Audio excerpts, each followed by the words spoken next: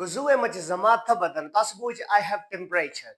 خو که تاسو نه زه بیا دا تپوس کوم چې لکه زما له 3 ورځو نه تبه ده نو بیا به تاسو کنفیوز یې یا به څه وایئ چې لکه I have temperature for 3 days یا I had temperature for 3 days چې بالکل دا سټرکچر دی لا نه دی پکار. نو راځئ چې زده کړو چې کوم سټرکچر بیا دی لا پکار دی. ویډیو ځان سره سیف کړئ ځکه چې فیوچر کې دا ستاسو ډېره پکار راتلو واله ده. سټرکچر دی سبجیکټ ورسره have has ورسره had بیا noun. For example, let's suppose زه یم چې لکه زما د 3 ورځو نه تبه ده. زه یم چې I have had temperature for 3 days.